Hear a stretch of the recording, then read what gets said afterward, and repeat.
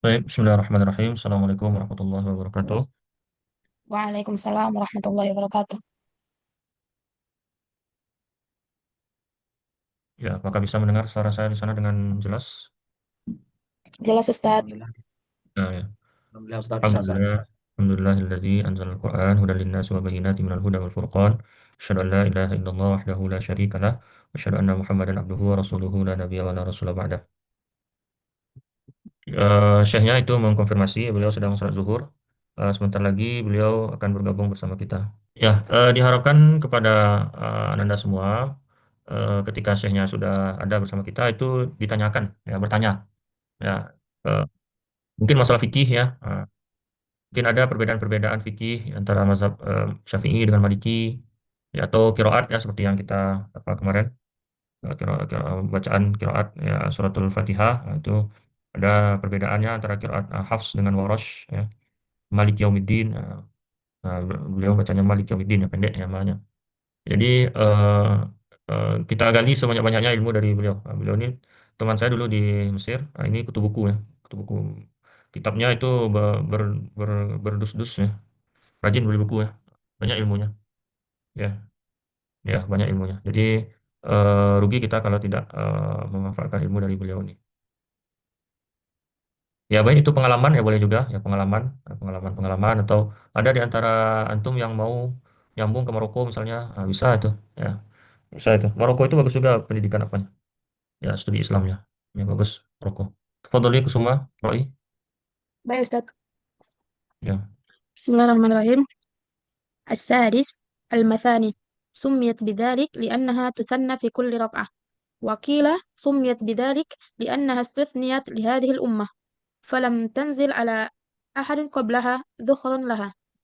السابع القرآن العظيم سميت بذلك لتضمنها جميع علوم القرآن، وذلك أنها تشتمل على الثناء على الله عز وجل بأوصاف كماله وجلاله، وعلى الأمر بالعبادات والإخلاص فيها، والاعتراف بالعجز عن القيام بشيء منها إلا بإعانته بإعانته تعالى، وعلى الابتهال إليه في الهداية إلى الصراط المستقيم، وكفاية أحوال الناكثين، وعلى بيان عاقبة الجاحدين.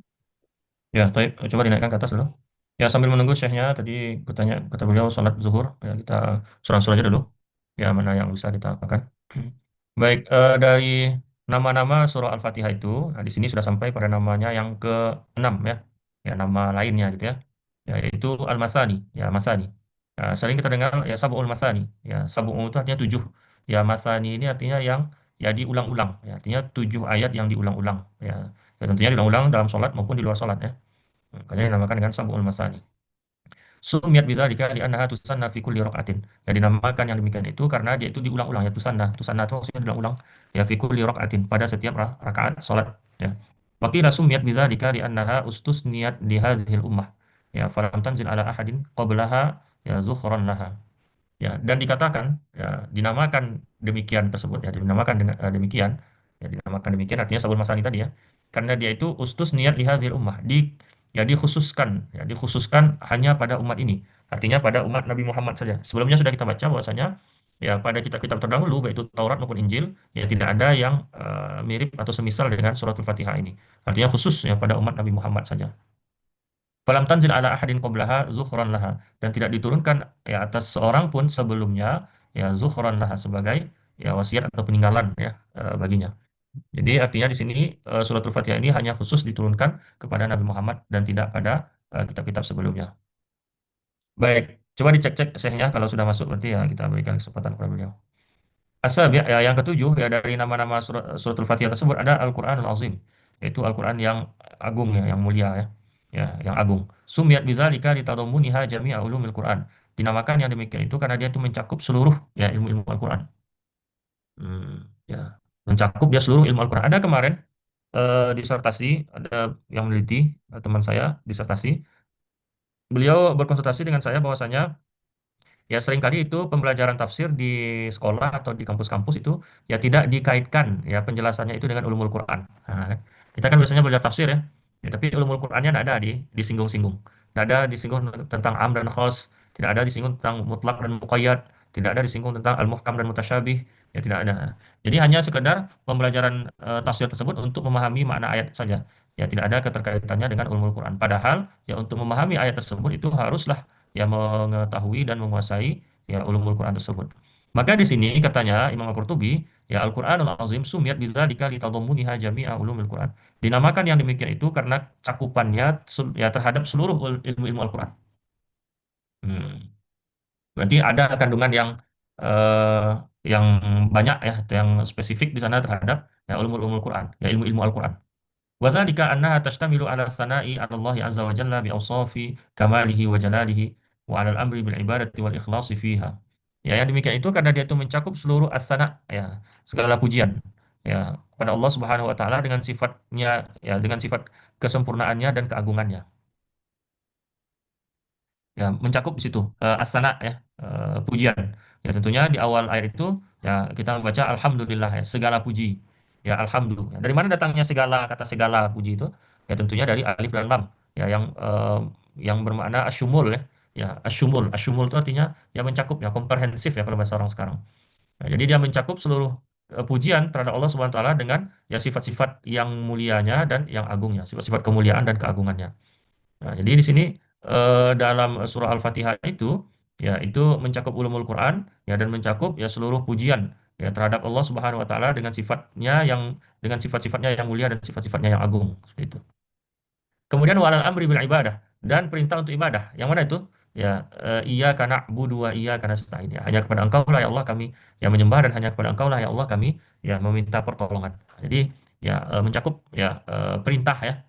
Oh Ustaz kan di situ nggak ada kata perintahnya Ustaz ya. Iya karena bud itu ya artinya ya oh budullah ya sembahlah Allah hanya kepada Engkau lah ya Allah kami menyembah.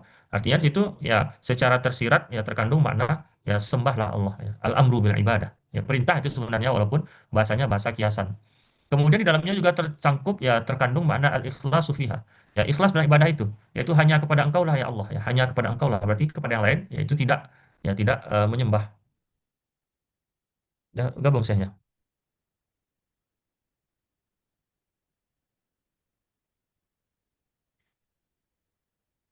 Belum lagi Ustaz. Ya, belum lagi ya. Ya. Jadi ada di situ pujian, ada di situ perintah untuk ibadah, ada bentuk keikhlasan. Apa itu bentuk keikhlasan? Hanya kepada Engkau lah ya Allah, ya keikhlasan. Artinya kepada yang lain itu ya kita tidak menyembah ya hanya kepada Engkau lah ya Allah kami menyembah. Artinya meniadakan yang lain ya dan mengkhususkan penyembahannya itu hanya kepada Allah.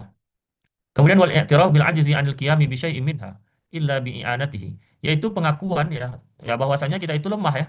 Hanya kepada Engkau lah ya Allah kami menyembah dan hanya kepada Engkau lah ya Allah kami minta pertolongan. Artinya ya kalau kita minta tolong berarti kita lemah. Nah, lemah. Ya. Ini al-i'tiraf bil ajzi, yaitu pengakuan ya seorang hamba ya dengan kelemahannya anil qiyami bi syai'in minha, ya untuk melakukan atau melaksanakan ya dengan sesuatu ya darinya. Illa bi i'anatihi kecuali dengan pertolongannya. Nah, jadi kita perlu di sini ya dalam melakukan sesuatu itu kita berdoa dan meminta tolong kepada Allah. Ya Allah berikanlah saya kekuatan untuk melakukan ini ya. Ya Allah bantulah saya. Ya Allah tuntunlah jalan saya. Ya. Perlu kita ya meminta pertolongan kepada Allah yang menunjukkan apa? Yang menunjukkan kelemahan kita. Al-i'tirafi bil ajzi. Ya artinya kita mengaku lemah ya. Berarti kalau mengaku lemah dia butuh pertolongan. Ya pertolongannya tentunya ya kepada yang Maha Kuat yaitu Allah Subhanahu wa taala untuk al-qiyami bi syai'in minha untuk yang melaksanakan atau mendirikan ya terhadap sesuatu darinya. Khususnya nanti apabila kita dalam melaksanakan suatu tugas yang berat ya, itu harus kita berdoa ya, dan minta tolong kepada Allah. Ya begitu juga ketika kita sebelum menaiki kendaraan, jangan apa namanya kita ya apa namanya lalai ya dalam berdoa sebelum menaiki kendaraan itu. Ya, agar Allah Subhanahu wa taala itu menyelamatkan kita dan menjaga kita seperti itu. Coba di scroll ke bawah semua. Ya ini. Wa anil ibtihali ilaihi fil hidayati ila siratal mustaqim. Ya dan ibtihal. Ibtihal ini ya ratapan ya, meratap ya. Ibtihal ini maksudnya ya berharap yang sangat ya, meratap gitu ya. Ya, ibtihal. Ibtihalat ya ada istilahnya kalau di Mesir dahulu. Itu sebelum azan itu ada ya bentuk ibtihalat ya. Doa-doa yang apa namanya yang agak terkesan sedih gitu ya. Ya sehingga seorang tersebut itu membutuhkan pertolongan dan hidayah dari Allah. Ya an alal ibtihal ilaihi ya dan untuk meratap ya kepadanya ya untuk fil hidayah untuk mendapatkan hidayah ila siratal mustaqim. Ya sama seperti kita kalau minta sama orang mungkin ya agak kelihatan ya sedih atau hibah gitu ya sehingga orang tadi mau memberi kita ya, apalagi kepada ya Allah Subhanahu wa taala. Itu namanya al ibtihal. ya agak sedikit meratap gitu ya, kelihatan sedih dan seterusnya. Wa kifayati ahwalin nakisin, yaitu mencukupkan keadaan orang-orang yang ya nakisin ya, cukup ya keadaan orang-orang yang senantiasa beribadah. Nakisin itu ya konsisten ya dalam beribadah. Wa ala bayani akibatil jahidin, yaitu penjelasan terhadap ya akibat yang akan didapatkan atau azab yang akan didapatkan oleh orang-orang yang yang jahidin ya, orang-orang yang durhaka ya, atau yang tidak mau bersyukur ya, kepada nikmat Allah Subhanahu wa taala. Kifayah ahwalin nakisin. Nakisin ini ya keadaan orang yang di sorga. Ya jahidin itu keadaan orang yang di neraka. Ya, wal kifayah ahwalin nakisin. Kecukupan ya keadaan-keadaan orang-orang yang ya, konsisten atau yang berada di surga tadi itu ya terhadap amal solehnya. Wa ala bayani akibatil jahidin, dan penjelasan ya terhadap azab yang akan diterima oleh orang-orang yang membangkang atau durhaka kepada Allah Subhanahu wa taala. الثامن الشفاء. روى الدارمي عن أبي سعيد الخدري قال قال رسول الله صلى الله عليه وسلم فاتحة الكتاب شفاء من كل سم. Ya, baik. Ini pada poin yang ke-8, yaitu nama lain dari suratul Fatihah itu adalah syifa, yaitu obat ya. Syifa. Ya, seperti yang diriwayatkan oleh Imam Ad-Darimi ya, An Abi Sa'id Al-Khudri radhiyallahu taala anhu, qala Rasulullah SAW, ya Rasul bersabda, Fatihatul kitab syifaun min kulli sum. Ya, bahwasanya suratul Fatihah tadi itu adalah obat dari segala macam racun ya, racun. Ya, mungkin ada juga yang tidak percaya ya, mana mungkin ya suratul Fatihah itu menjadi obat ya. Sebenarnya obat itu kan sugesti ya. Apa namanya sugesti? Sugesti itu ya kita meyakini ya bahwasanya apa yang kita konsumsi atau makan atau minum itu, obat yang kita minum itu ya bisa membantu penyembuhan kita. Nah, itu namanya sugesti. Misalnya kalau kita punya sugesti yang lain dan kita meyakini itu ya mampu juga menjadi media bagi kita untuk kesembuhannya, ya karena kesembuhan itu adalah dari Allah Subhanahu wa taala, ya itu bisa sah-sah saja. Ya bisa saja. Karena obat itu sebenarnya sugesti saja ya, media saja. Misalnya kita yakin bahwasanya ya kita bacakan di gelas air putih itu suratul Fatihah dan kita berharap kepada Allah Subhanahu wa taala bisa menyembuhkan penyakit kita, ya itu bisa saja. Ya karena dia bersifat sugesti. Ya, sugesti itu dorongan dan keyakinan ya terhadap segala sesuatu itu bisa ya menjadi solusi ya, ya terhadap permasalahan kita atau menjadi obat terhadap penyakit yang kita derita. Ya, maka di sini sudah dicontohkan oleh disabdakan oleh Rasulullah SAW, Fatihatul Kitab Syifa'um min kulli sum. Ya bahwasanya suratul Fatihah itu adalah obat dari segala bentuk eh, racun ya. Ya. Ya, jangan dibayangkan obat sekarang ini seperti obat dahulu ya. Ya, kalau sekarang mungkin bermacam-macam bentuk obatnya ya. Tapi kalau dahulu sangatlah terbatas ya.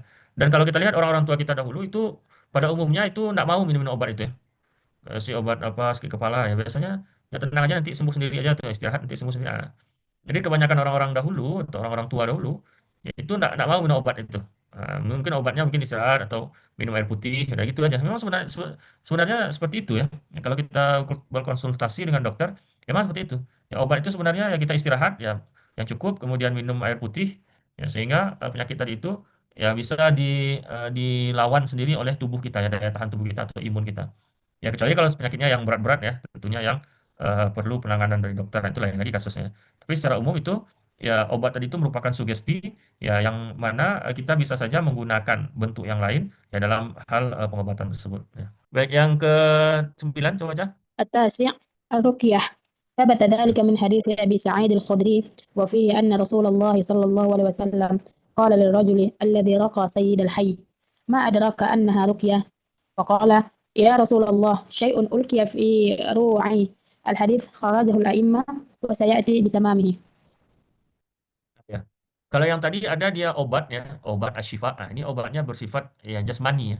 Kalau rukyah ini obat bersifat rohani ya, ya rukyah. Artinya ya ada sejenis makhluk halus atau jin itu yang masuk ke dalam tubuhnya.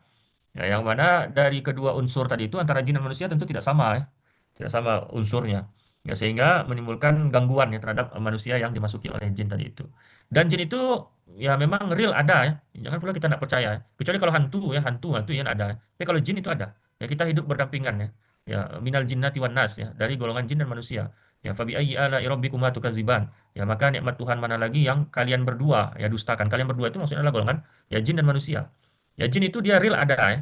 Ya oleh sebab itu ya minna solihun wa minna duna zalik ya dalam surat Al-Jin disebutkan. Ya di antara kami ada yang soleh dan di antara kami ada yang tidak soleh ya, artinya yang jahat ya seperti itu ya. Itu memang ada realnya seperti itu. Ya oleh sebab itu jangan kita merasa kita hidup di dunia ini kita manusia saja. Nah, ada jin ya yang kita apa namanya harus waspada ya ketika ya jin tersebut adalah jin yang tidak baik ya, atau jin yang jahat ya seperti itu ya. Seperti ayat yang kita bacakan tadi di surah Al-Jin tadi itu. Misalnya bagaimana Ustaz, contohnya? Contohnya antum pergi menginap ya di penginapan, ya apakah di hotel atau di villa atau di losmen atau di mana gitu ya. Nah, itu hendaklah kita baca ayat suratul Baqarah ya, 5 ayat kursi ya, atau 3 ayat terakhir dari surat Al-Baqarah ya, atau kita setel di situ suratul Baqarah ya. Ya, karena rumah yang sudah tidak didiami atau tempat yang sudah tidak didiami oleh manusia, itu otomatis jin akan menempatinya. Nah, jadi seperti itu. Ya memang seperti itu sunnatullahnya. Artinya tempat yang tidak dihuni oleh manusia atau tidak ditempati oleh manusia, itu jin yang menempatinya. Yaitu sebuah realita alam yang perlu kita sadari. Ya sehingga kita selalu dekat kepada Allah Subhanahu wa taala dan terhindar dari ya gangguan-gangguan jin tadi. Bagaimana terhadap seorang yang tidak selalu berzikir ya mengingat kepada Allah, selalu, jauh daripada ayat suci Al-Qur'an, ibadah kepada Allah, maka orang tersebut akan rentan sekali kemasukan jin tadi itu. Kemasukan jin tadi itu. Ya, kalau dia jauh dari Allah, ya tidak berzikir, tidak mengingat kepada Allah, maka ya rentan dia itu kerasukan jin. Maka yang kerasukan jin tadi itulah obatnya secara rukyah. Nah, jadi rukyah ya. Jadi di antaranya bisa merukyah itu dengan ya suratul Fatihah. Ya dibacakan suratul Fatihah itu di gelas air putih ya kemudian diminumkan kepada ya orang yang kerasukan jin tadi itu. Ya banyak buktinya ya orang yang sudah kerasukan jin. Ya, oleh sebab itu kita harus waspada dan hati-hati. Ya. Jadi kalau misalnya ada yang menginap di hotel, kan kita tidak tahu ya hotel itu kapan terakhir orang booking kamar itu ya. Jadi perlu kita bacakan di situ ya suratul Baqarah ya karena dalam hadis disebutkan ya apabila suatu rumah ya itu dibacakan suratul Baqarah maka ya tidak akan diganggu oleh jin tadi itu. Ya, begitu juga dengan asrama misalnya antum tinggal di asrama ya. Liburan misalnya liburan itu kan udah berapa minggu itu atau berapa bulan itu tidak dihuni. Nah, itu otomatis dihuni oleh jin di situ. Ya, jadi oleh sebab itu perlu kita bacakan di situ ya ayat kursi ya 3 ayat terakhir dari surah Al-Baqarah atau surah Al-Baqarah itu di awal-awalnya 5 ayat pertama. Ya kalau lebih bagusnya semuanya kita baca itu. Nah, sehingga kita terhindar dari jin tadi itu. Ya. Maka di sini ma adraka annaha ruqyah. Di sini disebutkan dari hadis Sa'id Al-Khudri bahwasanya Rasulullah SAW mengatakan kepada seorang laki-laki, raqa sayyidal hayy, yang dia itu meruqyah ya pimpinan atau kepala suku ya, sayyidal hayy. Hayy itu maksudnya ya kalau kita mungkin RT ya, RW gitu ya, atau kampung gitu ya. Jadi kalau bahasa Arab hayy itu ya kampung atau kota tempat kita tinggal gitu ya, hayy. Ya, ma adraka annaha ruqyah. Ya, apakah kamu mengetahui bahwasanya itu adalah ruqyah? Faqala ya Rasulullah, Rasulullah dia mengatakan wahai Rasulullah, syai'un ulqiya fi ru'i. Ya, sesuatu yang dilemparkan atau disampaikan pada rasa takutku. Nah, al hadis kharrajahu al-a'immah wa sayati bitamami. Hadis ini dikeluarkan oleh para imam muhaddisin dan akan datang penjelasannya setelah ini. Nah, jadi di antara ya obat dari kerasukan jin itu adalah yang membacakan suratul Fatihah. Ya, di antara bacaan ruqyah itu adalah yang membacakan suratul Fatih, ya suratul Fatihah. Ya, apakah ada di antara sini yang pernah melihat orang kerasukan jin atau dia sendiri pernah kerasukan jin? Kusuma pernah kerasukan atau melihat orang kerasukan jin? Pernah lihat Ustadz Ya di mana? di pondok Ustadz. Nah, yang di pondok ya. Saya juga pernah dulu ketika di pondok ya, saya pondok saya kan di pesantren Hamka yang di Pasar Usang itu yang di tepi apa namanya? Batangan itu ya. Batangan itu kan gelap di situ ya. Semak-semak gitu ya dulu ya. Sekarang nggak ada lagi pesantren itu. Udah pindah ke bypass. Itu di samping pesantren itu kan sungai itu. Ya rimba itu, banyak pohon-pohon itu. Ya bahkan ada teman itu yang kerasukan jin di kamar saya itu. Ya sehingga untuk memegangnya itu susah ya, karena dia meronta-ronta. Ya. Artinya dia mempunyai kekuatan lain ya di luar kekuatannya. Sehingga kalau orang memegangnya itu kuat tenaganya seolah-olah ya. Ya, setelah dia sadar atau siuman itu dia habis tenaganya. Ya, tenaganya tadi itu dari mana datangnya? Ya dari jin tadi itu. Nah, jadi kenapa kok orang tadi itu bisa kerasukan jin? Karena dia ya, jauh dari Allah, ya, jauh dari mengingat Allah, ya, jauh dari melaksanakan ibadah, ya, jauh dari berzikir kepada Allah, sehingga jin tadi itu mudah masuk ke dalam ya tubuhnya atau mudah masuk ke dalam dirinya, ya sehingga dia itu dikendalikan ya oleh jin tadi itu, ya tidak dari ya akal dan pikirannya yang mengendalikannya. Maka kondisi orang seperti ini ya bisa kita berikan solusi atau penanganan itu dengan rukyah tadi itu. Ya rukyah itu tentunya ada medianya yang kita berikan ya.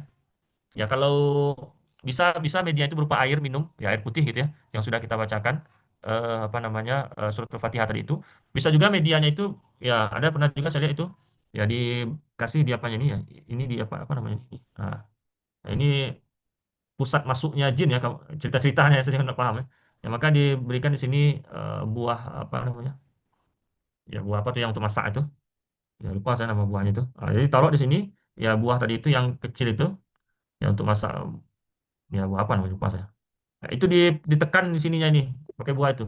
Tekan ini. Ya sehingga jin tadi itu menjerit dia pengen keluar karena masuknya itu dari sini ya.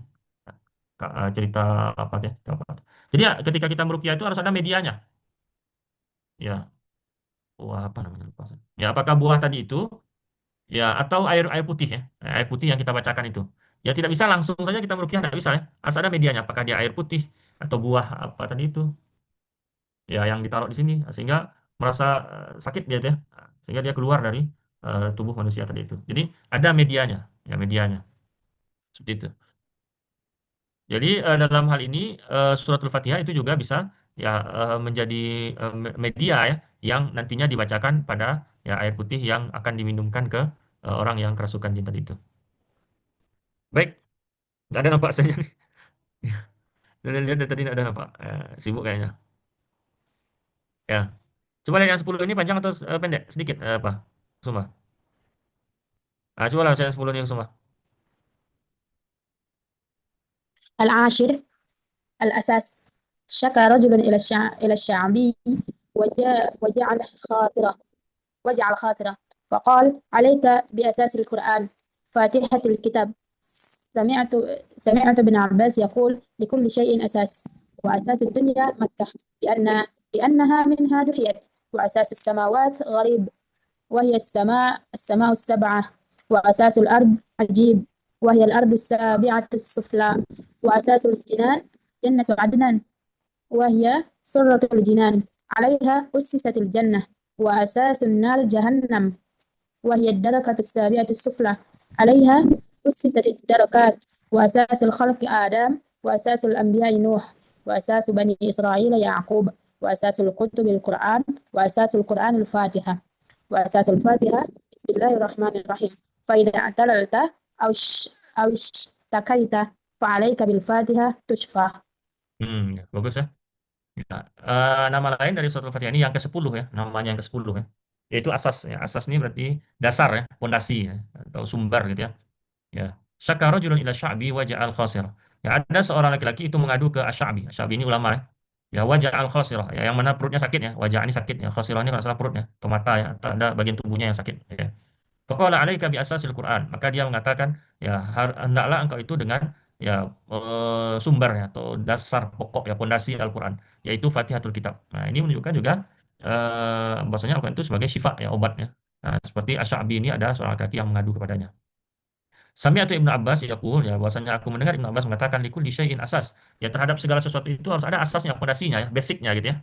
Ya sama seperti yang antum belajar tafsir ini harus ada dasarnya basicnya, yaitu ya bahasa Arabnya, harus kuat bahasa Arabnya sehingga bisa memahami ya teks-teks tafsir ini. Wa asasud dunya Makkah, dan asas dunia pokok ya ya apa namanya? Ya pusatnya dunia itu adalah Mekah.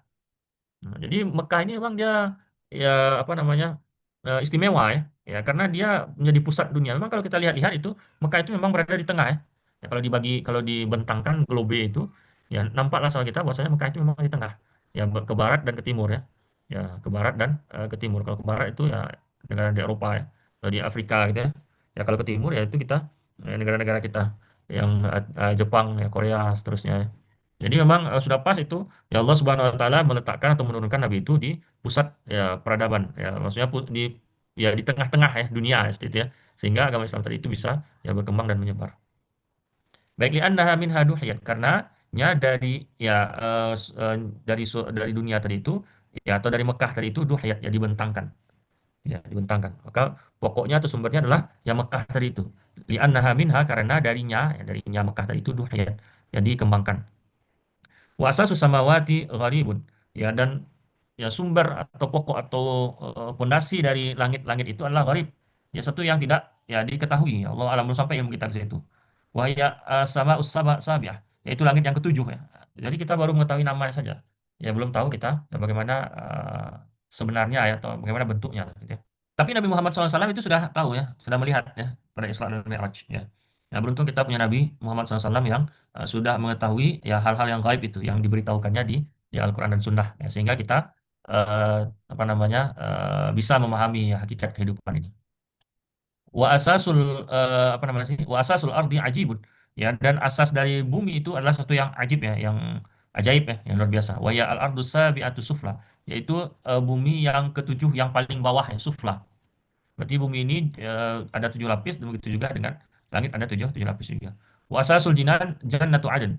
Dan asas atau sumber atau pokok dari surga itu adalah jannatu adn, ya surga Aden. Wahya surratul jinan, dan dia itu adalah ya pusat, ya surah ini ya pusatnya, ya pusat kita ya, pusat di perut ya, nah, itu surah namanya. Al-jinan, yaitu surga, ya pusatnya surga. Wa alaiha usisatil jannah, dan terhadapnya itu ya dibangun ya surga-surga tadi itu. Wa asasun nar jahannam, dan pusatnya neraka itu adalah neraka ya jahannam. Wa ya ad-darakatus sabi'atus sufla, yaitu ya pada lapisan yang ketujuh yang paling bawah. Ya wa alaiha usisat darokat, dan terhadapnya itu ya dibangun ya neraka-neraka yang lain. Nah, jadi kalau surga pusatnya apa? Ya surga Aden. Ya kalau neraka pusatnya apa? Ya neraka Jahanam. Ya karena dari situlah dibangun surga-surga yang apa, selanjutnya, dan neraka-neraka yang selanjutnya seperti itu ya. Ya, di sini katanya wasa sulkhal ki Adam, dan asal muasal ya atau pusat ya penciptaan adalah Nabi Adam. Wasa sul anbiya Nuh ya, dan asas para nabi itu adalah Nabi Nuh ya. Kenapa? Ya karena setelah terjadinya banjir ya pada zaman Nabi Nuh ini semuanya habis ya, tidak tersisa kecuali Nabi Nuh bersama orang-orang yang beriman. Nah, itu saja yang tersisa lagi. Nah, maka dari situlah asal muasal ya kehidupan kita di dunia ini ya setelah semuanya itu habis ditenggelamkan oleh banjir Nabi Nuh tadi itu. Wasa Bani Israel Yakub. Nah, ini ya. Jadi nabinya orang Yahudi itu adalah Nabi Yakub, asasul Bani Israel. Wa asasul kutubil Quran, dan asas ya, semua kitab-kitab suci itu adalah Al-Quran. Wa asasul Quran Fatihah, dan asas dari Al-Quran itu adalah suratul Fatihah. Wa asasul Fatihah Bismillahirrahmanirrahim. Nah, jadi semuanya itu ya apa namanya bersumber dari Al-Fatihah ya. Dan Al-Fatihah itu sumbernya dari Ar-Rahman Ar-Rahim, yang Allah yang Maha Pengasih lagi Maha Penyayang. Fa idza talalta aw ishtakaita fa 'alaika bil Fatihah.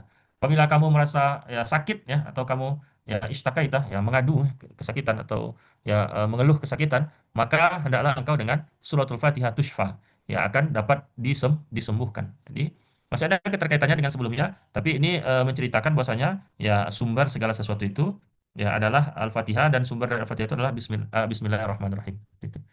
Maka kalau Bismillahirrahmanirrahim ini asasnya surat Al-Fatihah, ya maka ini jangan ditinggalkan ya. Nah, itu logikanya seperti itu. Karena dia sumber dari surat Al-Fatihah, Bismillah ini. Baik, sampai di sini saja mungkin, silakan kalau bertanya sekitar 6 menit atau 5 menit ke depan. Nah, ternyata Syekhnya belum bisa bergabung dengan kita pada malam hari ini. Ya, insya Allah pada lain kesempatan. Silakan kalau ada bertanya 5 menit ke depan. Ya, Ustaz. Ya, silakan, Bro. Mau tanya tentang dua hal, Ustaz, mengenai yang ruqyah tadi, Ustaz. Itu yang pertama, untuk penyebab kerasukan itu apa-apa aja, Ustaz? Kenapa kalau yang udah kita temukan waktu di pesantren banyak yang kerasukan tuh diantaranya teman-teman yang hafalannya banyak juga, Ustaz. Kemudian kami kan setiap pagi dan sorenya juga baca Al-Ma'surat. Nah, ada yang kerasukan massal itu, Ustaz, yang bisa pindah-pindah, misalnya awalnya satu orang. Kemudian setelah itu nanti saat sedang menenangkan yang satu orang ini ada lagi yang kerasukan di sebelahnya gitu, Ustaz. Apa penyebab utamanya bisa kayak gitu, Ustaz? Kalau misalnya Ustaz tadi kan bilang karena dia jauh dari Allah. Sedangkan di pondok kita mengamalkan amalan-amalan yang diajarkan, Ustaz. Kemudian yang kedua, saya pernah dengar kalau kita tuh tidak boleh meminta untuk diruqyah, Ustaz. Rasanya pernah dengar ada dalilnya juga, tapi pastinya kurang tahu, Ustaz. Mohon penjelasan, Ustaz. Ya, baik, bagus pertanyaannya ya.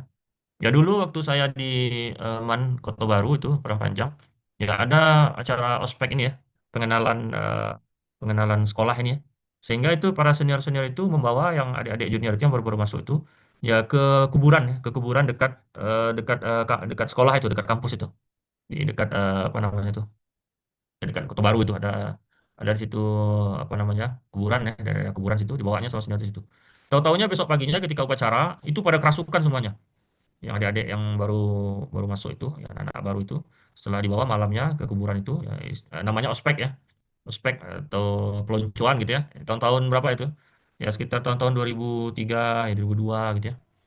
Nah, sebelum saya pergi ke Mesir itu banyak yang kerasukan, ya sehingga ketika upacara itu ya di lapangan itu pada beronta-beronta semuanya, baik laki-laki maupun perempuan ya, yang banyak itu perempuan memang yang kerasukan itu, yang tadi malamnya itu dibawa ke kuburan itu.